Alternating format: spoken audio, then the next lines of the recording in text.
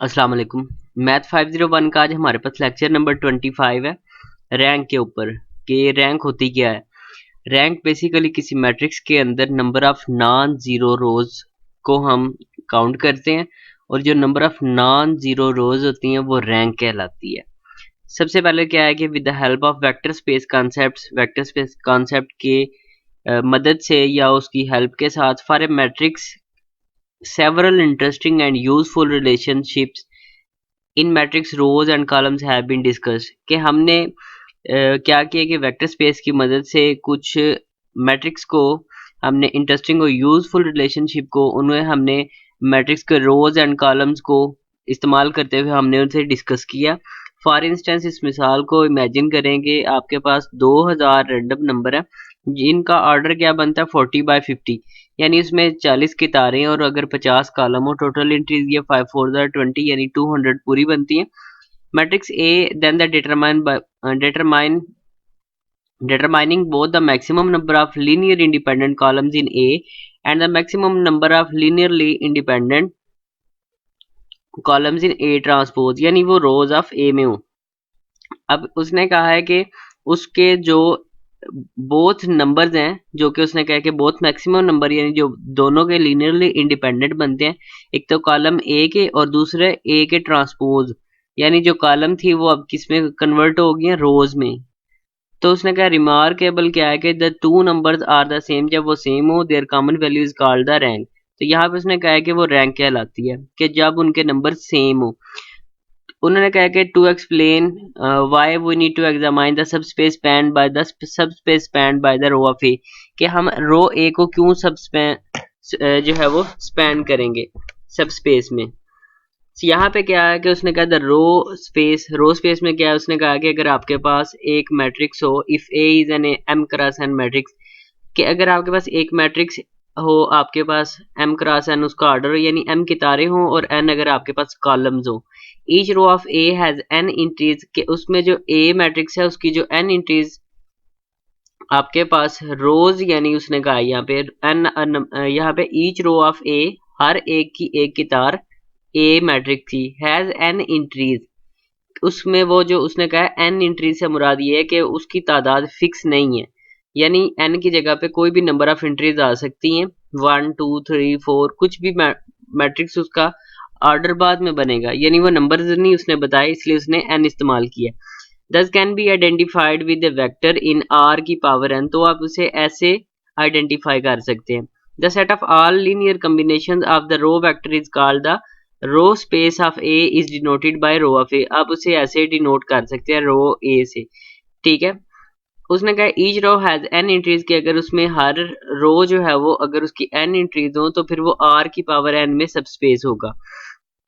Since उसने कहा कि इसे ऐसे आइडेंटिफाइड कर सकते हैं विद द कॉलम्स के साथ ऑफ ए का ट्रांसपोज लेके, वो कैन आल्सो भी इसे हम उसने कहा कि हम इसे कोल ए की पावर टी, यानी ए का ट्रांसपोज भी हम लिख सकते हैं। अब उसने कहा यहाँ पे उसने आपको एक मैट्रिक्स दिया हुआ ए और उसने जो R1 R2 R3 R4 जो लिखा हुआ है वो बेसिकली ये कितारें हैं, ठीक है। एक पहली रो आपके पास ये है, दूसरी रो आपके पास ये है और तीसरी रो आपके पास ये बनती है और इसी तरह चौथी रो आपके पास ये बनती है।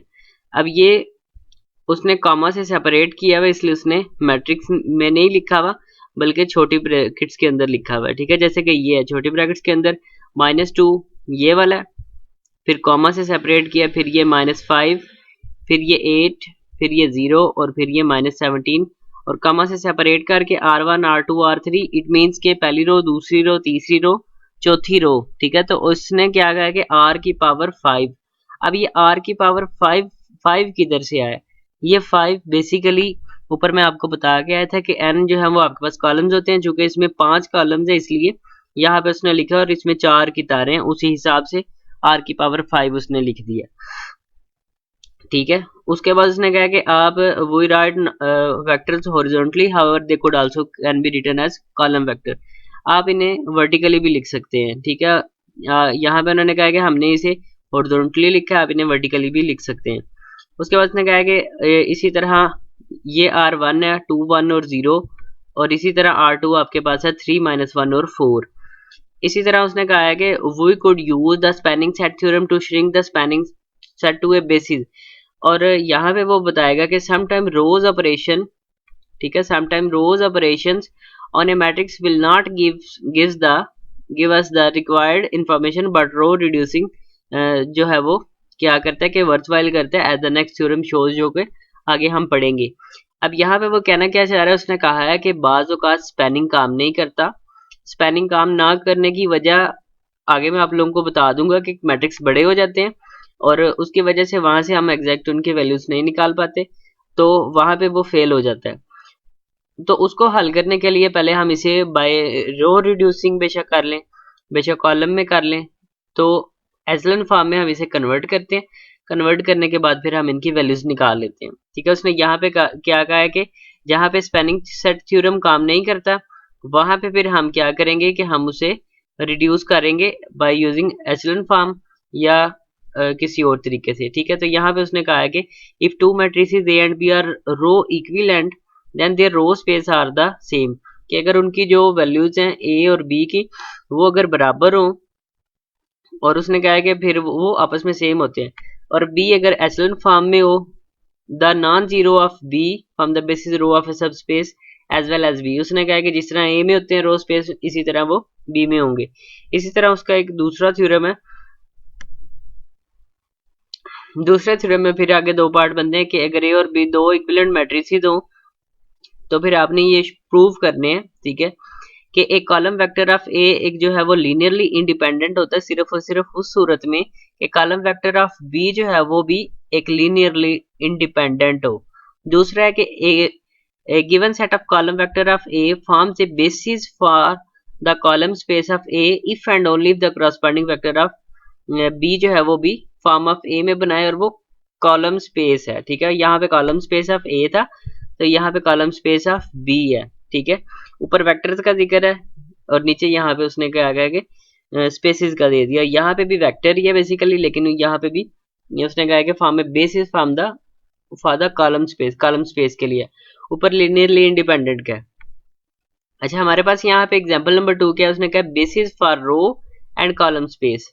अब यहाँ पे उसने कहा find the basis for the row and column space के लिए उसने कहा है कि अगर ए मैट्रिक्स आपके पास ये हो, तो सबसे पहले उसने कहा है कि we can find basis for the row space of A by finding the row echelon form, कि हम इसके ऊपर by row reducing echelon form हम इसे इस्तेमाल करेंगे, यानी रो एचलन फॉर्म में से मुराद है कि हम इस पे रो ऑपरेशन करेंगे और इसे रिड्यूस करेंगे एचलन फॉर्म के अंदर। ठीक है, तो ये आपके पास एक मैट्रिक्स है, और अगर तो आपने पहले लेक्चर लिए हैं तब आपको पता होगा कि इसे एचलन फॉर्म में कैसे कन्वर्ट करते हैं। तो इसमें क्या करते हैं कि सबसे पहले तो आपने ये वाली एंट्रीज को जीरो बनाना होता है। ठीक है, तो ये वाली एंट्रीज को आपने जीरो बनाने के लिए इनके ऊपर रो ऑपरेशन करना है। रो ऑपरेशन करने में क्या है कि R2 को माइनस करेंगे 2R1 से, इसी तरह R3 को माइनस करेंगे 2R1 से, और इसी तरह R4 में हम प्लस करेंगे R1। ये यहाँ पे आपको नजर आ रहा है कि -2 को मल्टीप्लाई किया R1 से और उसे प्लस कर दिया R2 में। इसी तरह फिर -2 को मल्टीप्लाई किया R1 से, उसे अगेन R3 में प्लस कर दिया, और इसी तरह R1 को प्लस कर दिया R4 में। अब इसे लिख भी सकते हैं कि R4 में आप प्लस करें R1, R3 में प्लस करें -2R1, और R2 पहले लिख के फिर लिख दें -2R1। इट मीन्स के R2 में आप प्लस कर रहे हैं ये वाली चीज, और इसी तरह R3 में और इसी तरह R4 में। तो यहाँ पे अगर आपके पास जीरो बन जाए, उसके बाद फिर आपने यहाँ पे इससे नेक्स्ट जो होता है वो जीरो, यानी यहाँ पे आपके पास 1 है तो यहाँ पे आपने जीरो बनाना होता है। ठीक है, यहाँ पे भी जीरो, इसी तरह यहाँ पे जीरो और एंड तक जीरो बनाना है। फिर यहाँ पे 1 बनना चाहिए था। ठीक है, चूंकि 1 नहीं बना तो इसलिए हम क्या करेंगे कि नेक्स्ट में हम 1 बनाएंगे, और नेक्स्ट में अगर हमारे पास 1 ऑलरेडी मौजूद है फिर हम उसे नहीं बनाएंगे, बल्कि उससे नीचे जो हमारे पास बनना है 001, और फिर 000 के बाद 1 बनना था। चूंकि 1 नहीं बना तो हमारे पास ये जो फॉर्म है ये बेसिकली एक हमारे पास रिड्यूस होके एचलन फॉर्म ही बन गई। उसकी वजह क्या है कि इसकी जो हमारे पास लीडिंग एंट्रीज हैं वो हमारे पास 1 है।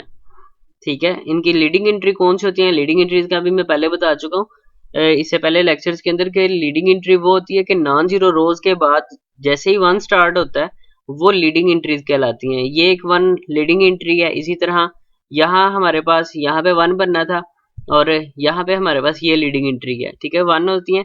और यहाँ पे हमारे पास ये है, नॉन जीरो के बाद हमारे पास जो लीडिंग एंट्री बनती है वो ये है वन, ठीक है। तो ये हमारे पास है, लेकिन इसमें हम इसी में मैं अगर आपको बता दूं कि रैंक क्या होगी, इसकी रैंक हमारे पास बनती है 3 इस मैट्रिक्स की।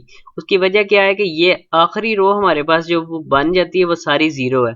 इस जीरो वाली रो को छोड़ के बाकी जितनी रोज आपके पास बनती हैं उन्हें काउंट करते हैं।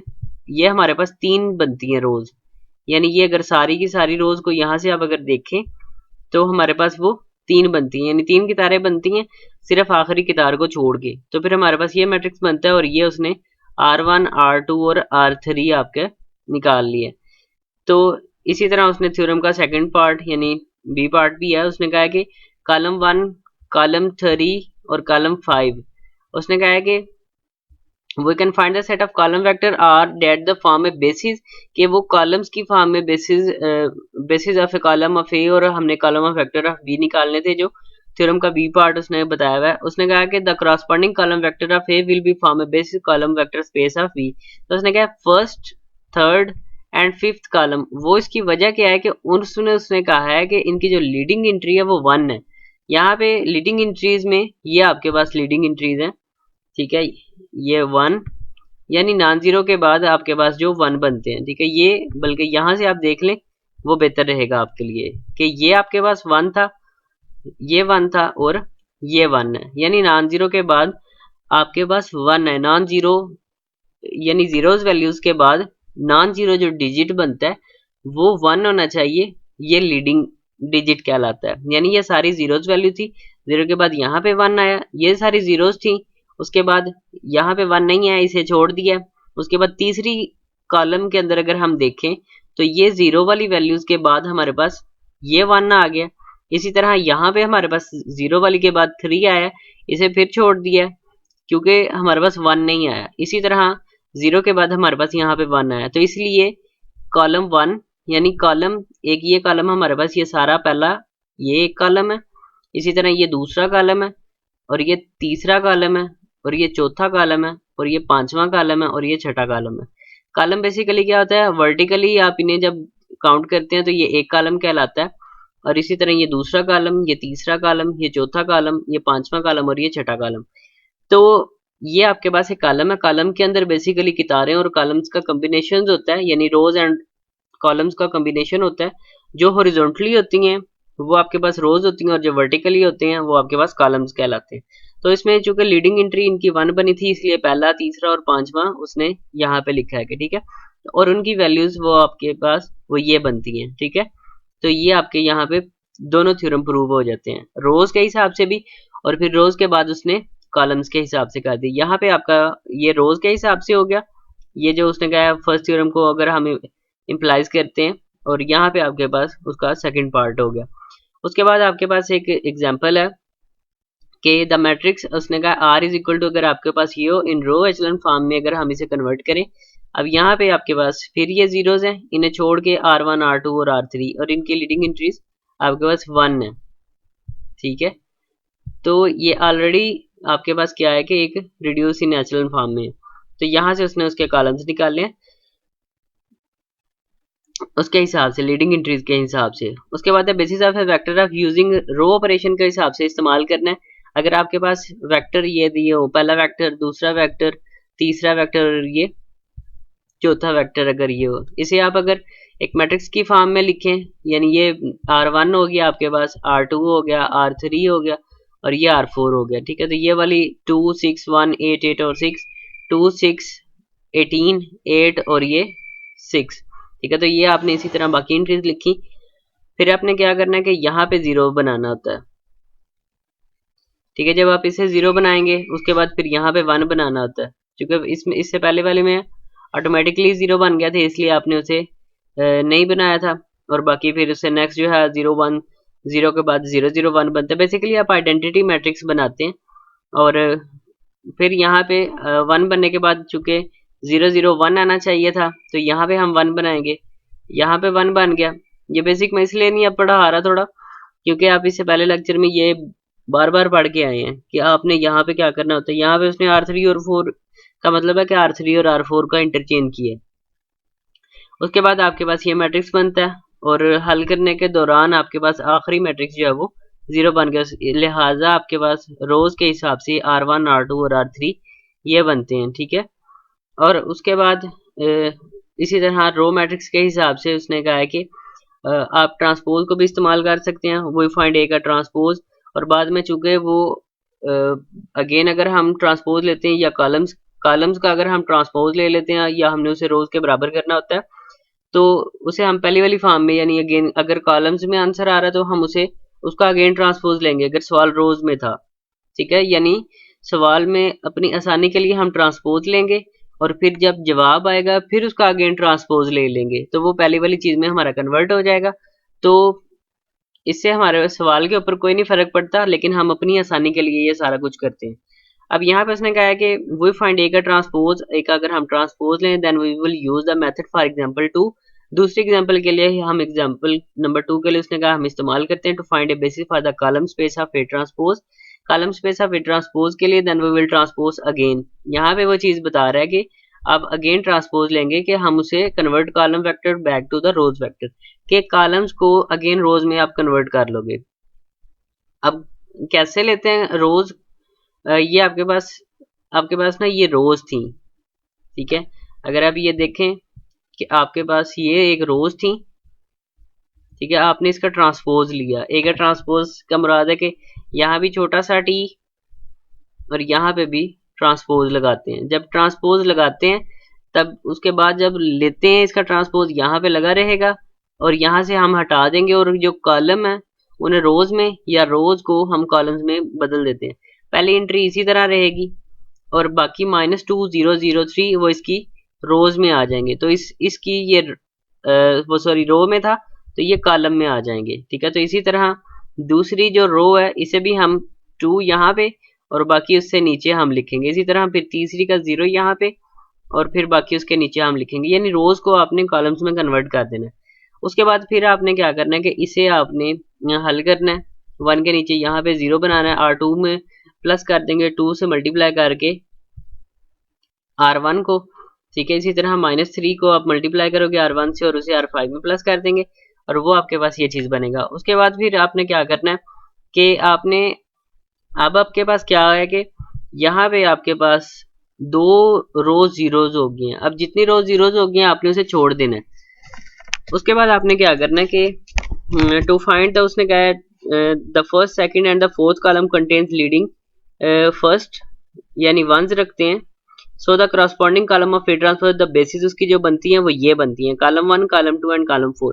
चूंकि इनकी लीडिंग जो डिजिट बनते हैं ना यानी वो ये हमारे पास 1 वाले हैं, पहला दूसरा और इसमें हमारे पास चौथा नंबर है, यानी कॉलम जो है वो पहला दूसरा और चौथा बनता है।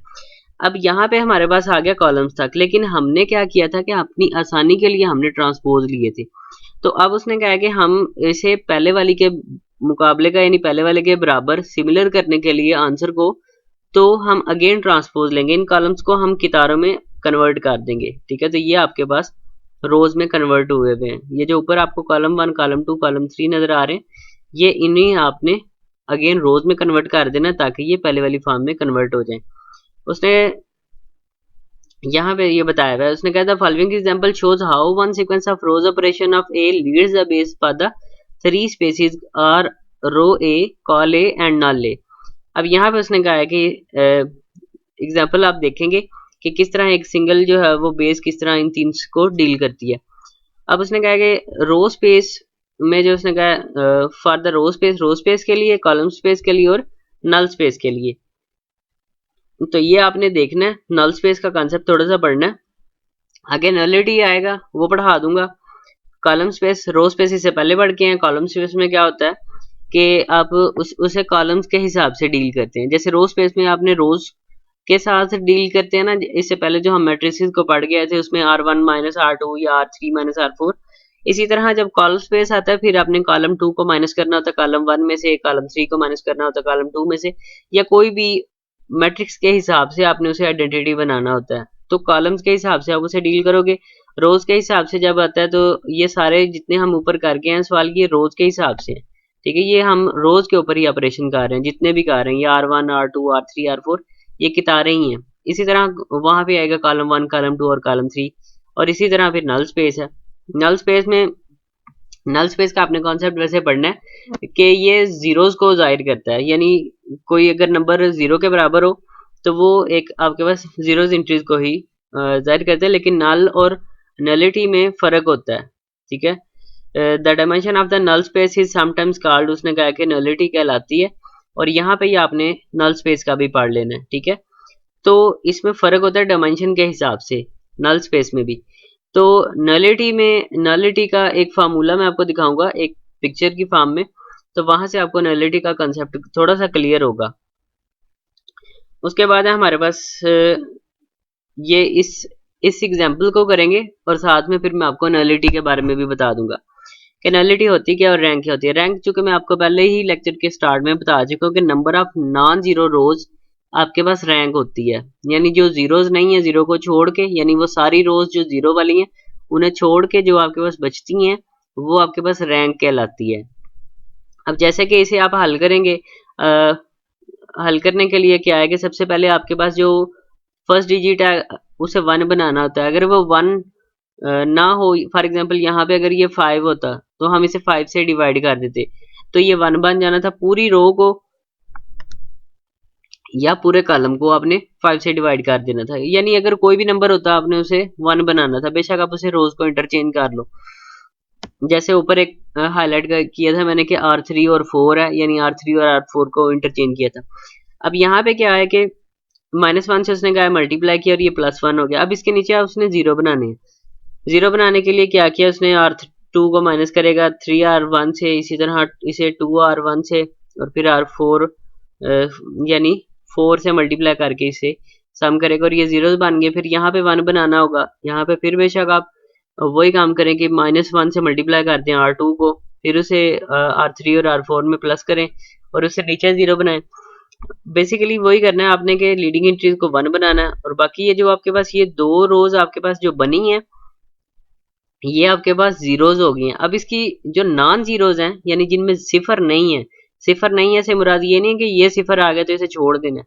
सिफर नहीं है से मुराद है कि ये सारी रो या ये सारा कॉलम, यानी ठीक है, ये सारी रो जो है ये आपके पास जीरो ना हो। जैसे कि ये नीचे वाली दो आपको रोज नजर आ रही हैं, वो सारी सिफर हैं, इन्हें छोड़ के, सारी सिफर वाली को छोड़ के जितनी नॉन जीरो हैं, एक ये है और एक ये है, दो आपके पास है सिर्फ नॉन जीरो, ये रैंक कहलाती है। अब नीचे उसने कहा है जी, इस इक्वेशन को उसने हल किया, x1 x2 x3 x4 x5 x6 या जितनी भी ये बनते हैं इसमें कॉलम्स, या हाँ कॉलम्स के हिसाब से ये।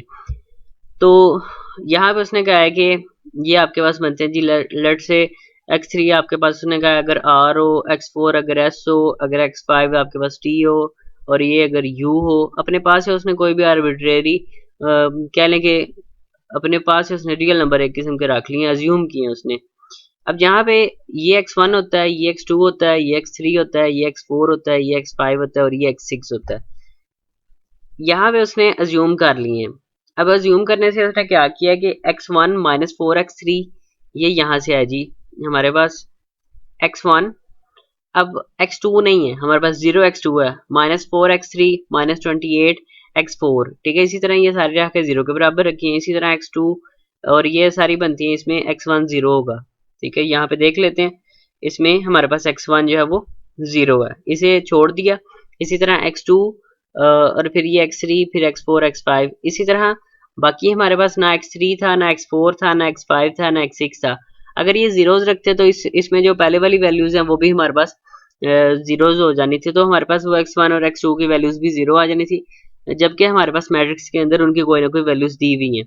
तो उसने इन्हें इक्विवेलेंट किया है कि वो ये इन वैल्यूज के अगर बराबर हो, जहां पे x3 आएगा वहां पे हम उस कॉलम में, या सॉरी उस रो में 1 लिखेंगे, बाकी उसकी एंट्रीज की जगह पे 0 रखेंगे। इसी तरह जब जहां पे x4 आएगा वहां पे हमने इस मैट्रिक्स में 1 रखना है और बाकी जगह पे 0 आएगा। इसी तरह t की जगह पे यहाँ पे रखा और u की जगह पे यहाँ पे रखा। तो ये हमारे पास क्या बने कि ये हमारे पास ये चीज आ गई। उसके बाद उसने कहा है कि nullity of A is equal to 4। अब ये नलिटी कैसे ए इज इक्वल टू 4 आ गई है? नलिटी बराबर नलिटी के लिए बल्कि आप ये एक पिक्चर देखें, इसमें मैं आपको समझा देता हूँ कि अगर आपके पास एक कॉलम हो, ठीक है, उसने कहा है, और उसे डिनोट अगर किया जाए A1 A2 A3 and A4 and A5, ठीक है, A1 A2 A3 A4 and A5। तो यहाँ पे अगर आप देखें, उसने कहा रैंक जो है वो 3 बनती है, यानी नंबर ऑफ नॉन जीरो रोज 1 2 और ये 3 बनती है, चौथी आपके पास जीरोज है, ठीक है। Number of non zero rows of B की जो आपके पास नॉन जीरो रोज बनती है वो रैंक कहलाती है। और नलिटी का फार्मूला आप ये ज़हन में रखें कि वो n minus rank of A, n बराबर होता है नंबर ऑफ कॉलम्स, यानी इसके 5 कॉलम है, पहला कॉलम, दूसरा कॉलम, तीसरा कॉलम, चौथा कॉलम और पांचवा कॉलम। 5 कॉलम्स में से रैंक को माइनस करें तो वो आपके पास नलिटी होती है, ठीक है। तो ये आपके पास 5 माइनस 3 इज इक्वल टू 2 बनती है। इस तरह उसने कहा है कि जी हमारे पास ये 6 कॉलम थे, first column, second column, third column, fourth column, fifth column और ये सिक्स कॉलम। यहाँ पे उसने कहा कि हैज 6 कॉलम्स। अब जो कि 6 कॉलम थे तो यहाँ पे उसने कहा rank of A plus nullity is equal to n के होता है। तो जो चीज आपने मालूम करनी है वो आप मालूम कर सकते हैं। 6 आपके पास कॉलम्स थे, ठीक है, और 4 आपके पास रैंक थी और 2 आपके पास जो माइनस करने से आया यानी नलिटी आपके पास आ गया, ठीक है। तो ये आपके पास यहाँ पे हो गया। उसके बाद इस तरह नलिटी और रैंक मालूम करनी है तो सेम सिंपल रिड्यूस एचलन फॉर्म करना है। उसके बाद फिर बाकी को अपने हिसाब से आपने अज्यूम कर लेना है, एक्स वाई जी या ए बी सी या P Q R S T, कोई भी आर्बिट्रेरी रियल नंबर, और उसे आपने हल कर लेना है। तो यहाँ पे खत्म हो जाता है हमारा लेक्चर नंबर 25। मिलते हैं इंशाल्लाह नेक्स्ट लेक्चर में। फिलहाल के लिए इजाजत चाहता हूँ। अल्लाह हाफिज़।